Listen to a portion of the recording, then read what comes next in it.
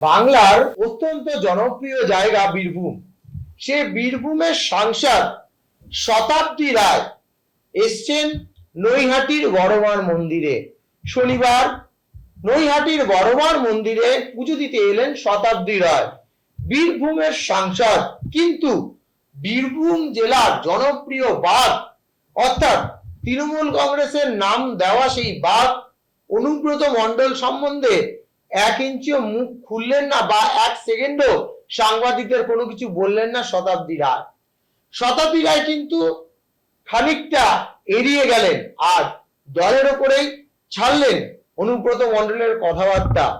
কিন্তু এই অনুব্রত মণ্ডল সম্বন্ধে শতাব্দী রায় কিন্তু একটা সময় মুখ খুলতে এক ইঞ্চিও পিছু ছাড়েনি এবং অনুব্রতকে নিয়েই ভরসা করে শতাব্দী রায় সাংসদ হয়েছেন।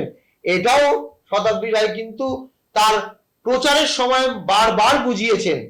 কিন্তু অনুব্রতহীন বীরভূমে শতাব্দী রায় যে একটা বড় ফ্যাক্টর হবে সেটাও দেখিয়েছেন। কিন্তু যখন অনুব্রত রায়ের মন্তব্য এবং আইসিকে কুরুচিকর কথাবার্তা এবং বাংলার মা বোনেদের মান সম্মান নিয়ে যখন টানাটানি, এদিকে মা মাটি মানুষের সরকার বলা হয় যে তৃণমূল কংগ্রেস, সেই তৃণমূল কংগ্রেস কেন অনুব্রত রায়ের এই মন্তব্য নিয়ে এক ইঞ্চিও কথা বললেন না বাংলার মেয়ে হয়ে শতাব্দী রায়। এই জায়গায় শতাব্দী রায় নৈহাটির বড়মার মন্দিরে পুজো দিতে আসেন এবং পুজো দেওয়ার পরে বেরিয়ে সাংবাদিকদের মুখোমুখি হয়ে কিভাবে প্রশ্ন এড়ালেন সাংবাদিকের, দেখে নিন আপনারা।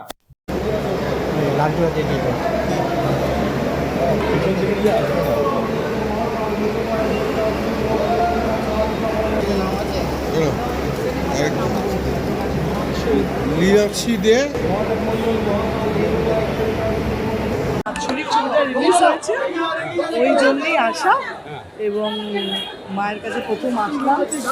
এত সবাই, এত ভিড়, বড়মার প্রতি এত মানুষের ভক্তি, আমারও ভালো লাগলো এসে। মহিলা মিছিল আছে শুভেন্দু বিজেপি, কি বলবেন? মিছিল মিটিং করবে, প্রত্যেকটা দলেরই প্রসিডিওর। দল দেখছে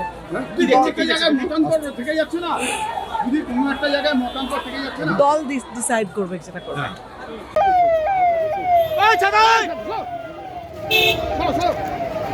দেখে